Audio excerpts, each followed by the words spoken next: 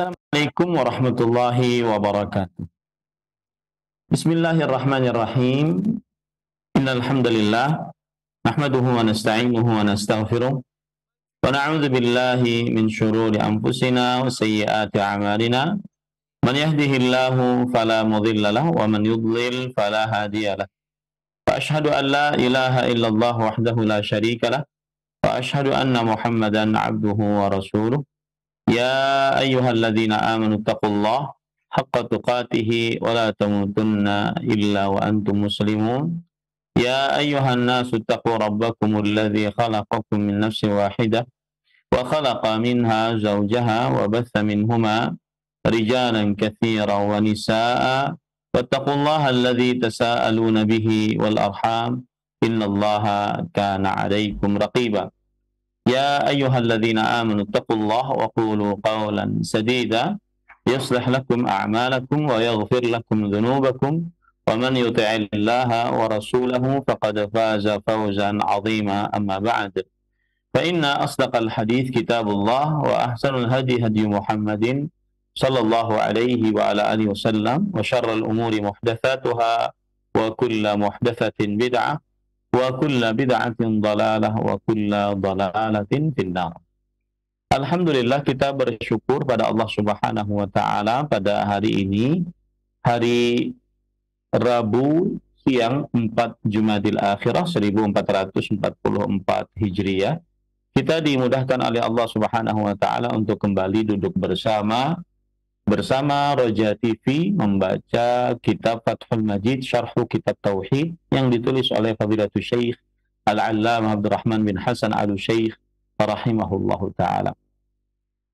Salawat dan salam semoga selalu Allah berikan kepada Nabi kita Muhammad sallallahu alaihi wa alihi wasallam, pada keluarga beliau, para sahabat serta orang-orang yang mengikuti beliau sampai hari kiamat kelak. Dengan nama-nama Allah yang husna dan sifat-sifatnya yang ulia, kita berdoa, Allahumma inna nas'aluka ilman nafi'an wa rizqan tayyiban wa amalan mutaqabbala, Allahumma amin.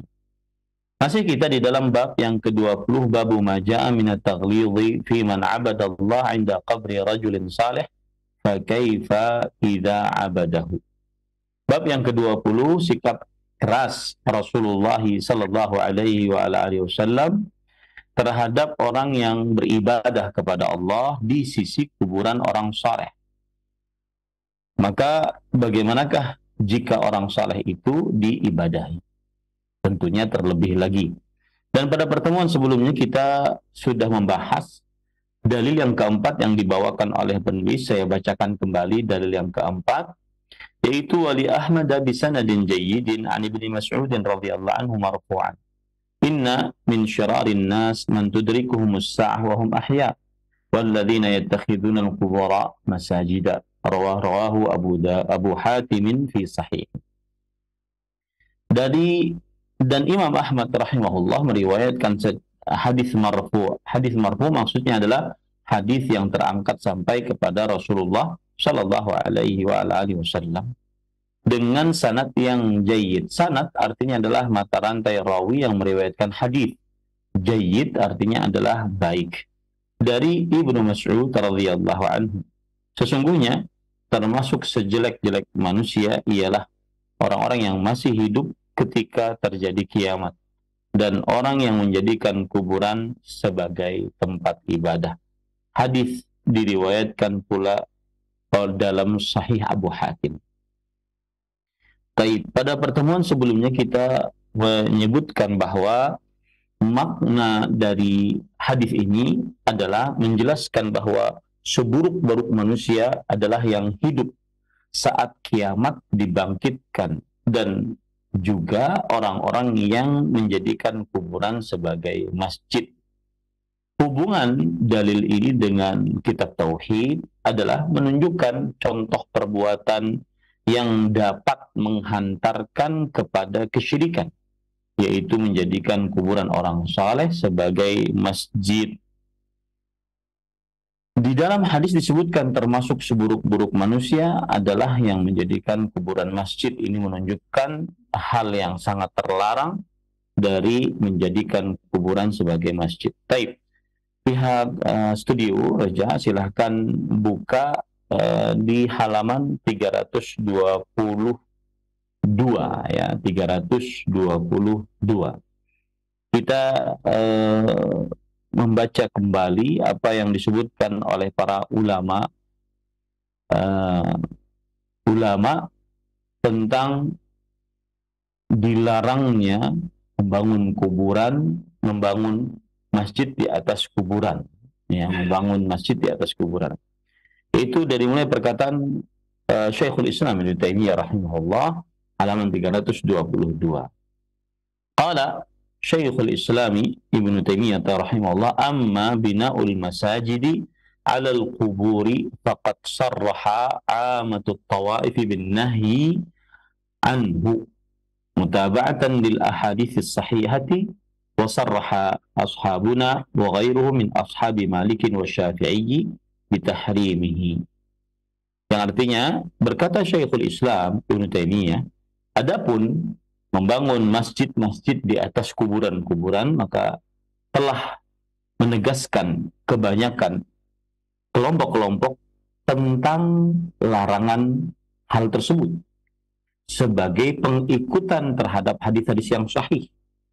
Dan ulama-ulama mazhab kami, yaitu mazhab Hambali, telah menegaskan akan hal itu, dan juga selain mereka dari ulama-ulama mazhab Imam Malik dan ulama-ulama mazhab Imam Syafi'i tentang keharaman akan hal tersebut. Kemudian Syekhul Islam berkata lagi, qala wala raiba fil qat'i bi tahrimi, dan tidak ada keraguan tentang pastinya keharaman hal tersebut, yaitu pastinya keharaman membangun kuburan di atas masjid. Tsumma dzakara al-ahaditsa fi dzalik.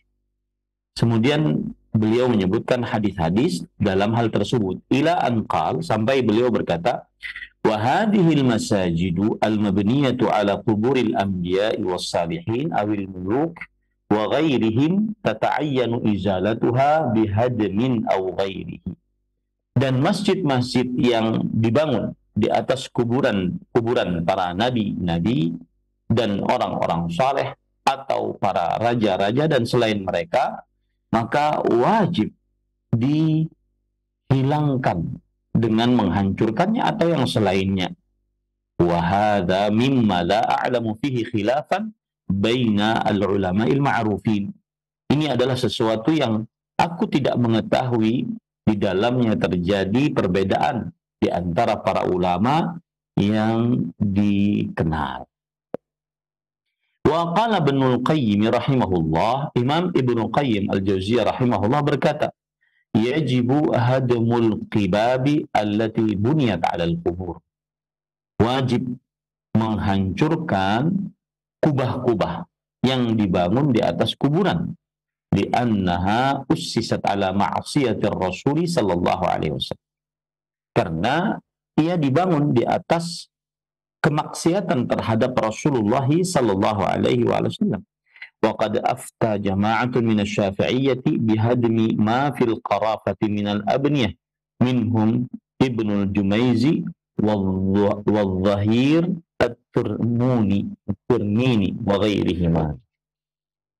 Dan sebagian ulama dari mazhab Syafi'i telah memberikan fatwa dengan menghancurkan apa yang ada di dalam qarafah dari bangunan-bangunan, di antaranya Ibnul Jumaizi. Ibnul Jumaizi adalah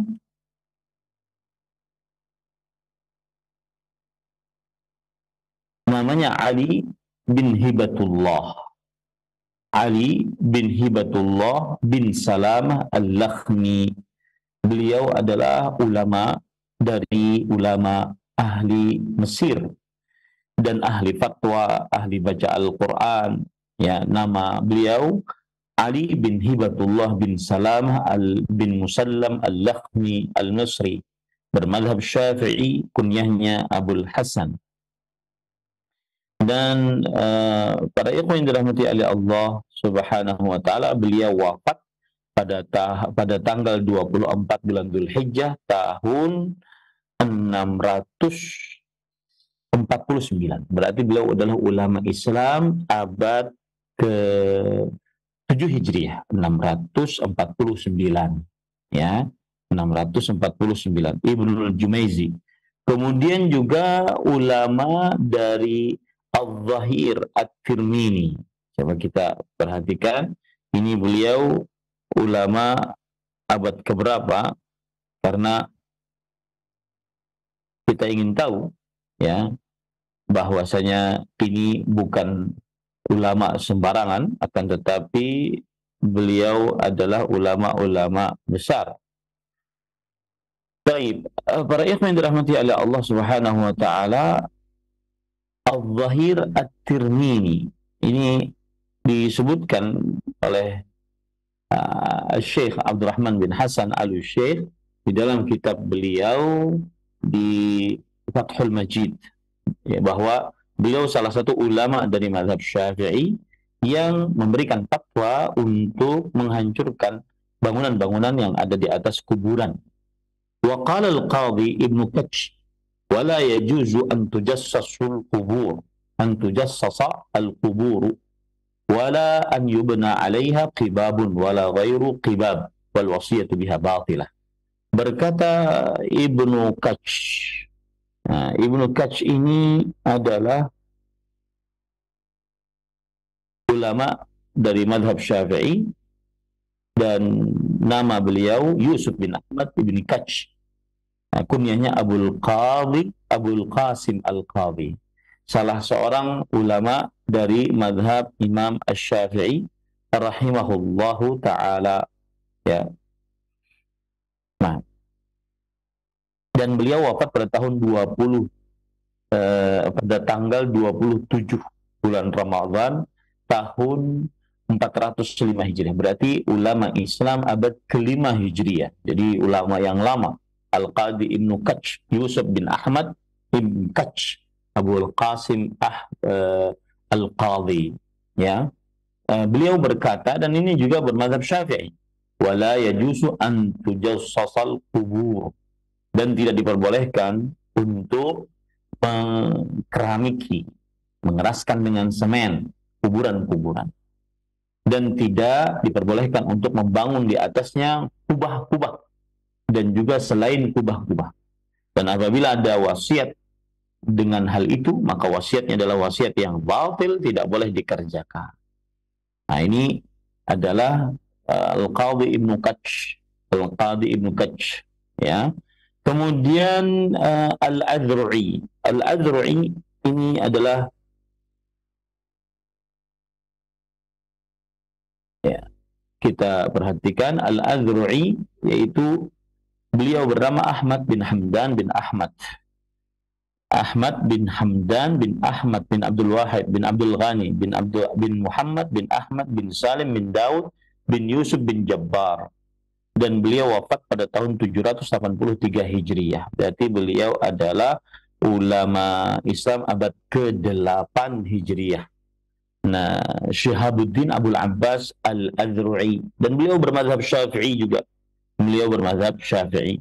Beliau mengatakan, wa amma butlanul wasiyah bibina'il qibab wa ghairiha minal abniyah wa infaqil amwalil kathirah fala raiba fi tahrimih. Artinya, adapun batalnya wasiat dengan membangun kubah-kubah atau yang selainnya dari bangunan-bangunan di atas kuburan dan mengeluarkan harta yang banyak untuk hal itu, maka ini semua tidak ada keraguan di dalamnya adalah hal yang diharamkan. Tidak ada keraguan di dalamnya adalah hal yang diharamkan. Wa qala al-Qurtubi, Imam Al-Qurtubi adalah ulama Islam abad ke-7 Hijriah. Fi hadis Jabir radhiyallahu anhu, di dalam hadis Jabir radhiyallahu anhu, naha an yujassasal qabru aw yubna 'alaiha. Bahwa Nabi Muhammad SAW melarang kuburan dikeramiki atau dibangun di atasnya. Wa bi dhahiri hadzal hadithi qala Malik. Dengan lahiriah atau kejelasan hadis ini, Imam Malik rahimahullah berkata seperti itu. Wa karihal bina'a wal jassa 'alal qubur. Dan Imam Malik rahimahullah membenci membangun dan mengeramiki di atas kuburan. Waqad ajazahu ghairuhu wa hadzal hadits. Hadzal haditsu hujjatun alaihi. Dan sebagian ulama ada yang membolehkannya, dan hadis ini adalah hujjah alaihi. Artinya alasan yang mengharamkan perbuatan tersebut.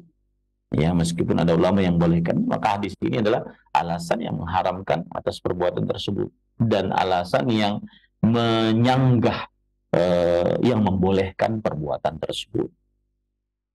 Wa qala Ibnu Rushd, Imam Ibnu Rushd rahimahullah, kariha Malikun al-bina'a 'ala al-qabri wa ja'ala al-balatata al-maktubata wa huwa min bid'i ahli al-tul ahdathuhu iradat al-fakhri wal mubahati was sum'ah wa huwa mimma la ikhtilafa fihi. Imam Malik rahimahullah membenci membangun di atas kuburan dan menjadikan al-balatata al-maktubah, dan membenci nisan-nisan itu tertulis, ya. Dan ini adalah perbuatan bid'ahnya ahlu tul. Saya tidak tahu ahlu tul itu apa, dan mereka mengada-ngada untuk keinginan berbangga-bangga, kemudian berbesar-besar atas bangunan di atas kuburan, ya. Dan ini tidak ada keraguan di dalamnya, tidak ada perbedaan pendapat di dalamnya tentang keharamannya, ya, tentang keharamannya. Dan Imam Ibnu Rushd terkenal dengan kitabnya, yaitu kitab Bidayatul Mujtahid, ya. Dan Ibnu Rushd, nama beliau adalah kunyahnya Abul Walid, namanya Muhammad bin Ahmad bin Muhammad bin Ahmad bin Ahmad Ibn Rushd, ulama Islam abad ke-6 Hijriah, wafat pada tahun 595 Hijriah. Dan beliau ini adalah ulama bermadhab Maliki, ya, ulama Islam bermadhab Maliki. Baik. Kemudian beliau berkata, kemudian waqala Az-Zaila'i fi Syarhil Kanz. Az-Zaila'i adalah ulama Islam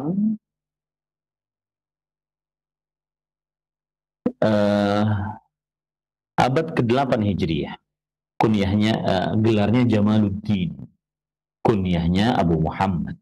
Namanya Abdullah bin Yusuf bin Muhammad Az-Zaila'i. Dan beliau bermadzhab Hanafi. Beliau bermadzhab Hanafi, berasal dari Mesir, ya, Az-Zaila'i. Beliau berkata, wa yukrahu an yubna al-qabr, dan dimakruhkan untuk dibangun di atas kuburan. Dimakruhkan untuk dibangun di atas kuburan. Wa dzakara Qadhi Khan annahu la yujassasu al-qabr wa la yubna alaih. Dan di Qadhi Khan berkata bahwa tidak dikeramiki kuburan dan tidak dibangun di atasnya. Nah, Qadhi Khan itu ulama Islam yang bermadzhab Hanafi juga, dan beliau juga wafat pada tahun 592 Hijriah. Berarti ulama Islam abad ke-6 Hijriah. Ya, jadi seakan-akan begini, Syekh Al-Allamah Abdurrahman bin Hasan, penulis kitab Fathul Majid, beliau ingin menukilkan pendapat-pendapat para ulama mazhab fikih yang 4 tentang diharamkannya membangun bangunan di atas kuburan, apalagi sampai menjadikannya sebagai masjid, tempat ibadah, ya. Ini diharamkan. Dan ini berdasarkan ulama-ulama mazhab fikih yang 4, ya. 5 ruwiya 'anil Nabi sallallahu alaihi wasallam annahu naha 'anit tajassis wal bina'i fawqal qabri. Kata Qadhi Khan, berdasarkan apa yang diriwayatkan dari Nabi Muhammad sallallahu alaihi wasallam, bahwa beliau melarang untuk melakukan pengkerasan terhadap kuburan dan membangun di atas kuburan. Wal muradu bil karahati 'inda al-Hanafiyah rahimahumullah karahatut tahrim. Dan yang dimaksud dengan makruh menurut mazhab Hanafi rahimahumullah adalah makruh keharaman. Wa qad dzakara dzalika Ibnu Nujaim fi Syarhil Kanz. Dan hal itu dikatakan oleh Imam Ibnu Nujaim di dalam kitab Syarah Al-Kanz, bahwa yang dimaksud dengan kemakruhan menurut mazhab ulama Hanafi adalah keharaman. Wa qala Asy-Syafi'i rahimahullah akrahu an yu'azzama makhluqun. Imam Asy-Syafi'i rahimahullah berkata, aku membenci makhluk diagungkan hatta yuj'ala qabruhu masjidan, sampai-sampai dijadikan kuburannya itu sebagai masjid. Makhafatal fitnati alaihi wa ala man ba'dahu minan nas, karena khawatir terjadi fitnah, itu hal yang menghantarkan kepada kehancuran atas orang tersebut atau atas orang-orang setelahnya dari manusia. Wa kalamu Syafi'i rahimahullah yubayyinu anna muradahu bil karahatut tahrim. Dan perkataan Imam Syafi'i ini menjelaskan bahwa maksud dari Imam Syafi'i makruh adalah makruh keharaman. Makruh keharaman. Baik. Qala asy-syarih rahimahullah taala wa jazama an-Nawawi rahimahullah fi Syarhil Muhadzab bi tahrimil bina'i mutlaqan. Wa dzakara fi syarhi Muslimin nahwahu aidan.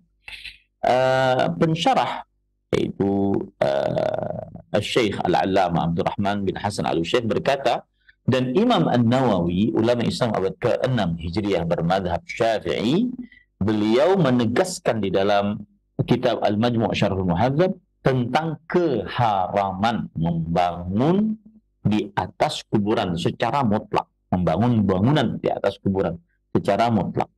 Dan beliau juga menyebutkan di dalam kitab Al-Minhaj Syarah Nawawi Sahih Muslim yang semisalnya. Baik. Nah, pada pertemuan sebelumnya itu kita sudah sampai sini, tapi saya sengaja ulang memang agar menyatu pembicaraannya, menyatu pembicaraan. Baik. Kita lanjutkan. Waqala Abu Muhammad Abdullah bin Ahmad bin Qudamah, Imamul Hanabilah, sahibul musannafatil kibar kal-Mughni wal Kafi wa ghairuhuma rahimahumullahu ta'ala. Wa la yajuzu ittikhadul masajid 'ala al-qubur li'anna an-nabiy sallallahu alaihi wasallam qala la'anallahu al-yahuda wan nasara ila akhir al-hadis. Berkata Abu Muhammad Abdullah bin Ahmad bin Qudamah. Ibnu Qudamah adalah ulama bermadhab Maliki, bahkan beliau adalah termasuk dari ulama peneliti dari madhab Maliki yang dijadikan sebagai sandaran dalam madhab Maliki. Dan beliau wafat pada tahun 620 Hijri. Berarti ulama Islam abad ke-7 Hijri. Hampir sama dengan Imam An-Nawawi rahimahullah ta'ala. Cuma Imam Nawawi adalah ulama mazhab Syafi'i, sedangkan Imam Ibnu Qudamah ulama mazhab Hambali. Imam Ibnu Qudamah imamnya ulama mazhab Hambali, dan seorang yang penulis dengan tulisan-tulisan yang sangat luar biasa, kitab-kitab besar dalam mazhab Hambali seperti Al-Mughni, Al-Kafi, dan juga selain dari kedua kitab tersebut rahimahullah ta'ala, beliau berkata, tidak diperbolehkan menjadikan masjid-masjid di atas kuburan, karena Nabi Muhammad sallallahu alaihi wasallam bersabda, Allah telah melaknat Yahudi dan Nasrani, sampai kepada akhir hadis yang disebutkan di situ, yang menjadikan kuburan-kuburan sebagai masjid. Waqad ruwina anna ibtida'a ibadatul asnam ta'zimul amwat wa ittikhadhu suwarihim wal tamassuhu biha was salatu indaha. Dan telah diriwayatkan kepada kita bahwa permulaan penyebab penyembahan terhadap berhala adalah pengagungan terhadap orang-orang yang sudah mati, dan menjadikan patung-patung mereka, kemudian mengusap-ngusap patung-patung tersebut, dan sholat di sekitar patung-patung tersebut. Ini penjelasan dari Imam Ibnu Qudamah rahimahullahu ta'ala. Baik. Kemudian selanjutnya, qala Syekhul Islam Ibnu Taimiyah rahimahullah, wa ammal maqbaratu fala farqa fiha bainal jadidah wal atiqah. Adapun kuburan, maka tidak ada perbedaan di dalamnya antara yang baru atau yang lama. In qalabat turbatuha aw lam tanqalib. Berubah tanahnya atau belum berubah. Wala farqa baina an yakuna bainahu wa bainal ardi ha'il aw la. Dan tidak ada perbedaan antara dia dengan antara tanahnya ada penghalang atau tidak. Li'umumil ism wa umumul illah. Disebabkan karena keumuman nama dan juga keumuman sebab.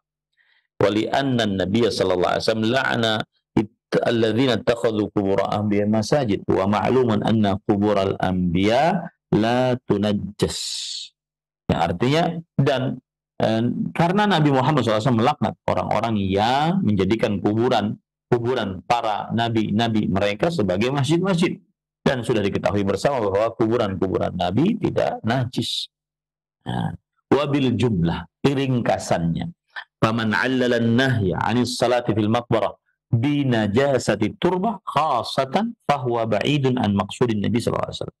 Dan barang siapa yang menjadikan alasan bahwa larangan tentang sholat di kuburan dengan najisnya tanah secara khusus, maka pendapat ini jauh dari maksud Nabi Muhammad SAW. Oh, rupanya ada yang berpendapat begini, bahwa Nabi Muhammad SAW melarang sholat di sisi pekuburan karena tanahnya najis.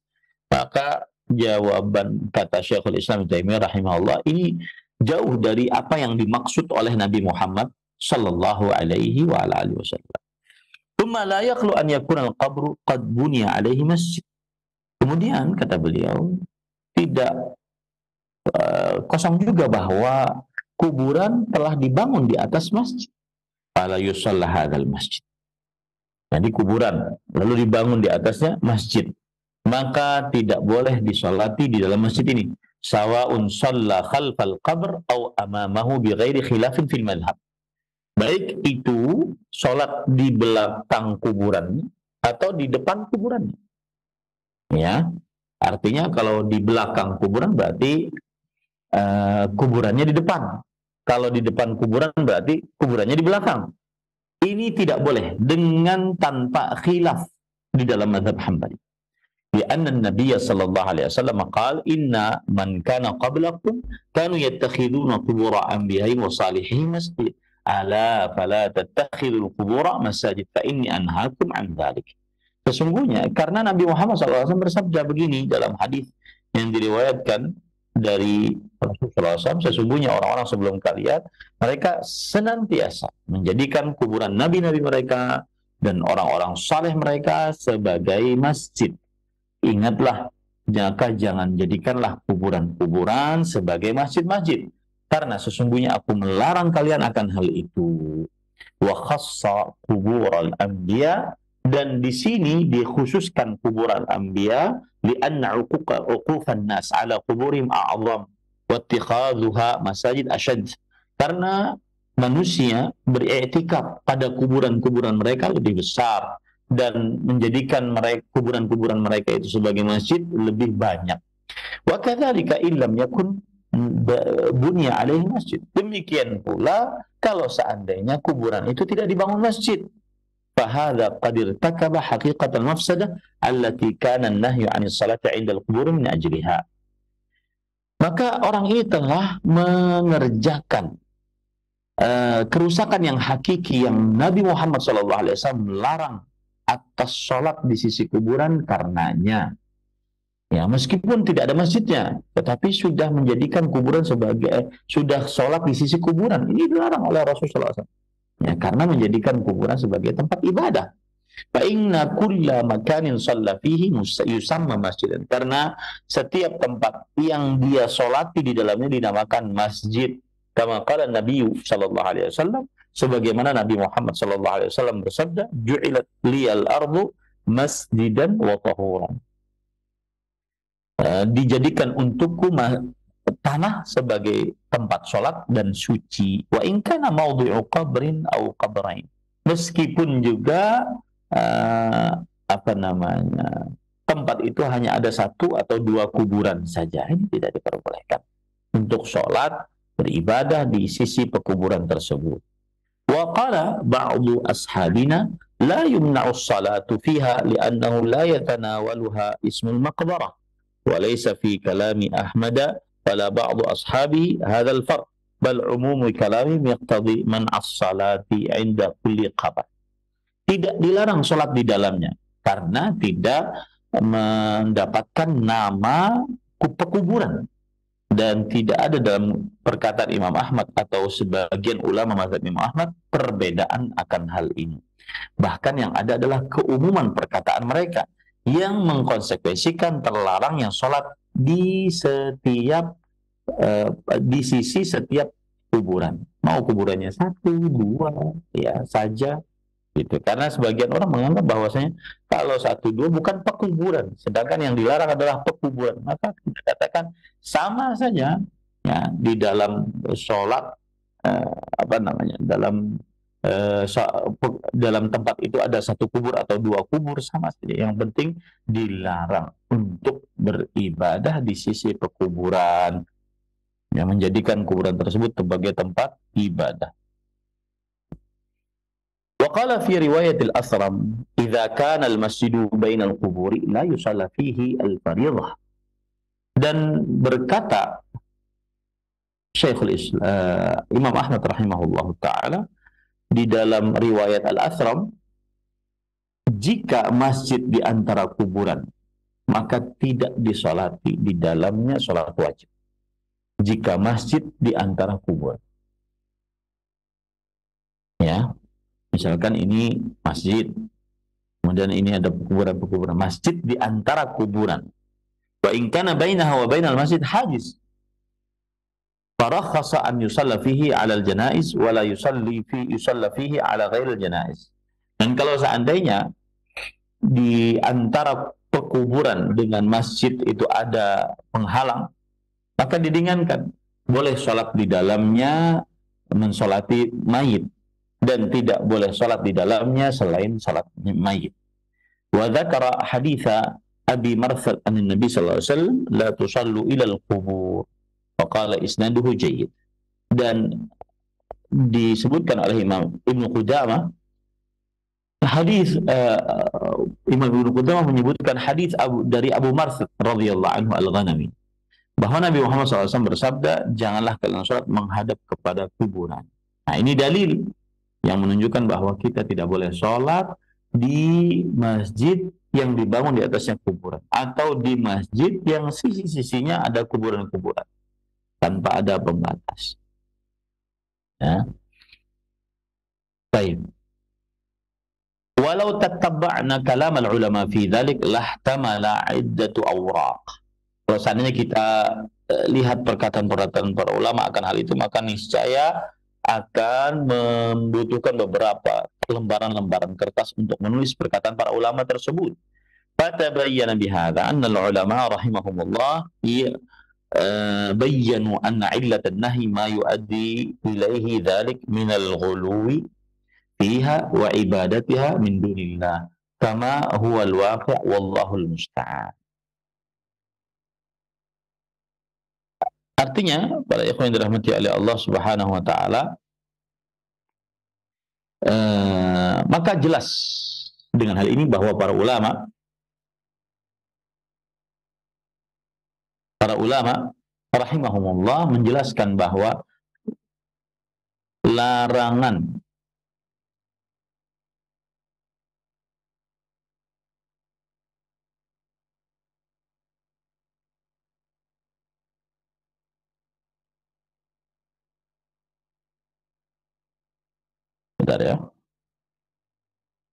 bahwa larangan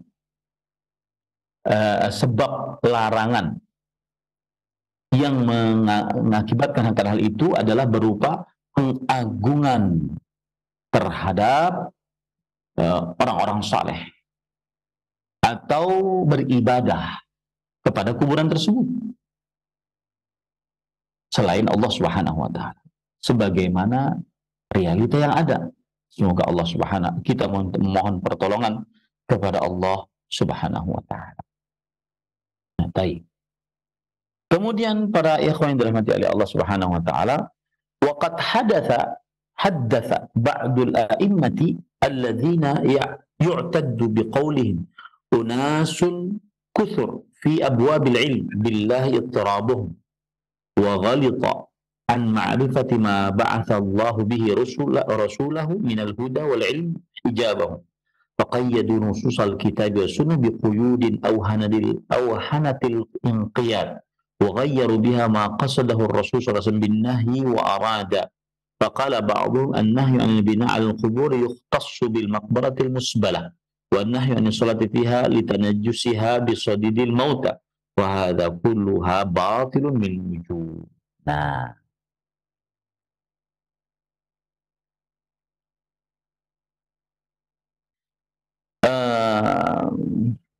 waqad haddatsa ba'dul a'immah.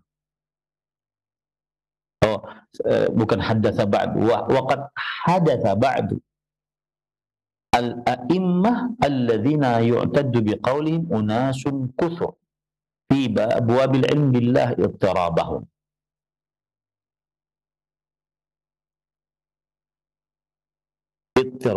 Artinya begini. Setelah itu sebagian orang-orang yang dianggap berilmu, dan mereka banyak, mereka menyebutkan beberapa hal yang pendapat yang goncang, wa ghalita an ma'rifati ma, dan mereka keliru tentang pengetahuan apa yang Allah Subhanahu wa taala utus Rasulnya Muhammad SAW, itu berupa petunjuk dan ilmu. Mereka tertutup akan hal itu. Mereka membatasi dalil-dalil Al-Quran dan Sunnah dengan pembatasan-pembatasan yang merendahkan kepatuhan ataupun menyimpangkan kepatuhan. Mereka rubah dengan pembatasan-pembatasan tersebut apa yang dimaksudkan oleh Rasulullah SAW berupa larangan tadi dan berupa keinginan Rasulullah SAW tadi. Maka sebagian mereka mengatakan bahwa larangan membangun di atas kuburan khusus di kuburan-kuburan yang sudah tidak terpakai. Nah, ini tidak benar. Ya, di kuburan-kuburan yang sudah tidak terpakai. Dan larangan tentang sholat di sisi pekuburan karena najisnya nanah yang keluar dari orang-orang yang sudah meninggal. Jadi begini, maksud penulis adalah sebagian yang dianggap sebagai orang berilmu, mereka membuat kegoncangan, pendapat-pendapat yang goncang dengan batasan-batasan yang tidak pas batasan-batasan tersebut. Ya, seperti mereka mengatakan, iya benar Rasulullah SAW melarang untuk membangun di atas kuburan, tetapi kuburan yang mana? Kuburan yang musbalah saja. Musbalah itu yang artinya sudah tidak terpakai lagi. Itu tetap dilarang. Itu saja kata mereka. Nah, kemudian larangan sholat di sisi pekuburan itu bukan karena larangan sholatnya, tetapi karena ada najis di sisi kuburan tersebut, karena ada nanah-nanah yang keluar dari si mayat. Nah, begitu pendapat mereka yang mengeluarkan pendapat tentang larangan, mengapa dilarang membangun di atas kuburan dan mengapa dilarang sholat di sisi pekuburan. Kemudian penulis mengatakan wahadza kulluhu batilun min wujuh. Ini seluruhnya adalah batil dari beberapa sisi. Minha annahu minal qaul 'ala Allah bil 'ilm wa huwa haramun bi nassil kitab.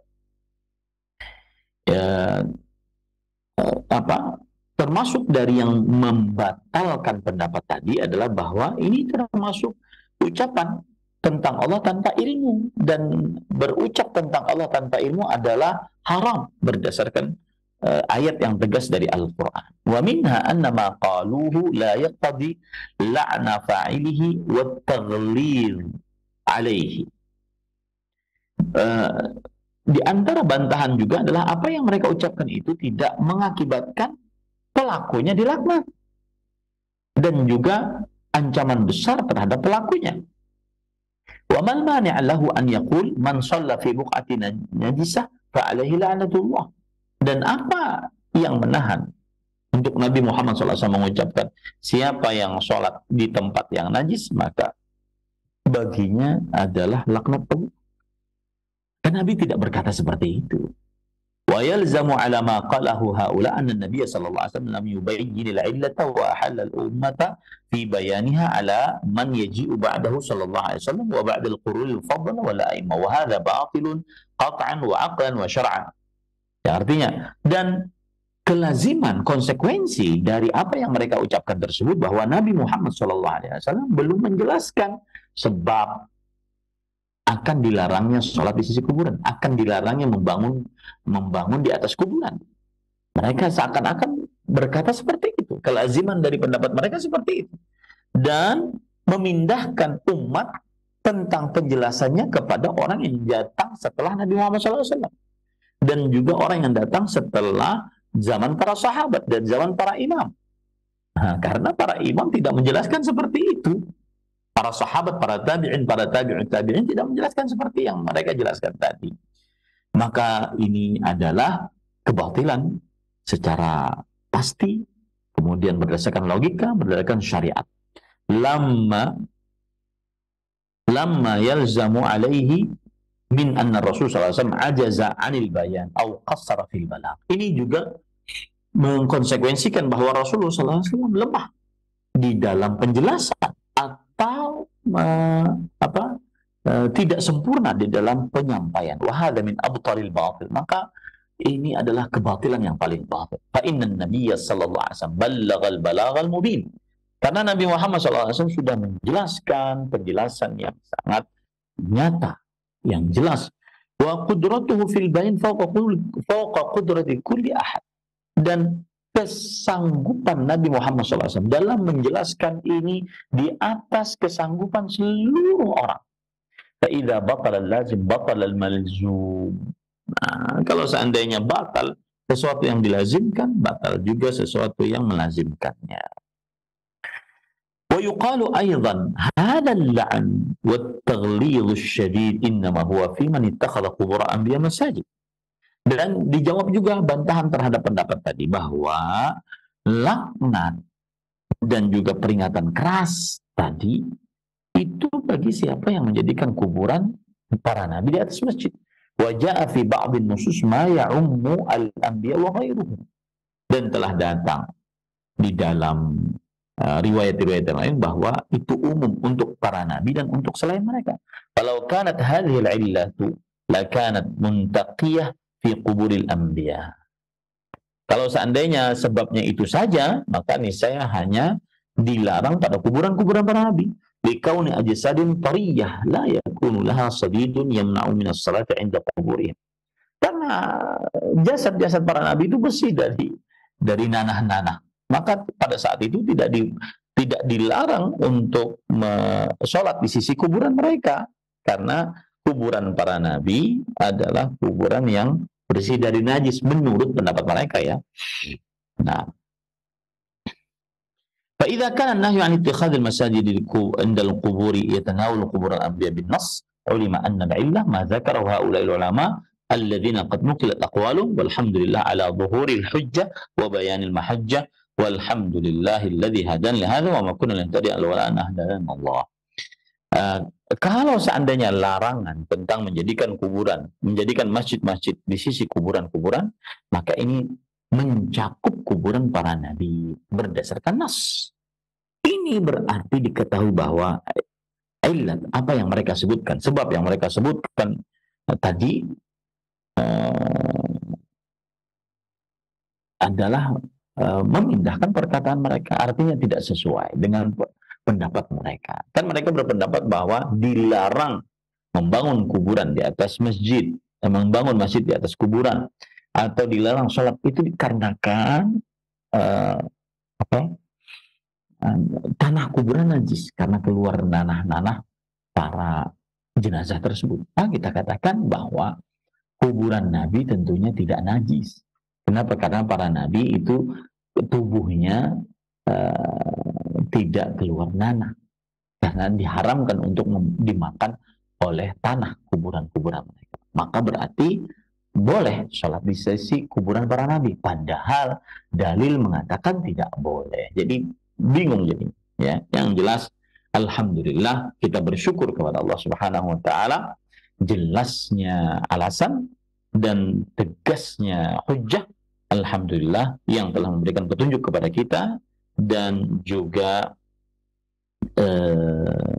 apa namanya, memberikan, kalau seandainya Allah tidak memberikan petunjuk kepada kita, niscaya kita tidak akan bisa mendapatkan petunjuk tersebut. Alhamdulillah selesai bab yang ke-20, beberapa pertemuan ya bab ini. Ini bab sangat penting karena banyak penyimpangan dari sebagian kaum muslimin terhadap bab ini. Kita adalah hamba Allah dan budak Allah Subhanahu wa taala. Maka wajib bagi kita untuk berhukum dengan hukum Allah. Kita adalah umat Rasulullah sallallahu alaihi wasallam. Maka wajib bagi kita untuk mengikuti syariat Rasulullah sallallahu alaihi wasallam. Dan itulah konsekuensi dari asyhadu an la ilaha illallah wa asyhadu anna Muhammadan Rasulullah. Alla yu'bada illallah wa alla yu'badallah illa bima syara'. Tidak beribadah kecuali hanya kepada Allah. Ini konsekuensi dari la ilaha illallah. Dan tidak beribadah kepada Allah kecuali dengan syariat yang dicontohkan oleh Rasulullah sallallahu alaihi wasallam. Ini konsekuensi dari syahadat asyhadu anna Muhammadar Rasulullah. Maka perkara menjadikan kuburan sebagai masjid, membangun di atasnya, mengkeramikinya, menulisnya, kemudian sengaja mengkhususkan sholat, beribadah di sisi kuburannya, yang jelas-jelas terlarang dalam syariat Allah Subhanahu wa ta'ala, disampaikan oleh Rasulullah SAW, semestinya kita wajib taat terhadap syariat tersebut, dan kita hanya bisa mengucapkan sami'na wa ata'na amanna bih. Kita mendengar, kita taat, dan kita mengimani akan hal itu. Semoga setelah ini kaum muslimin lebih bersemangat untuk mentaati Allah dan Rasulnya Shallallahu Alaihi Wasallam, terutama dalam perihal pengagungan terhadap kuburan para nabi, orang-orang saleh. Wallahu a'lam.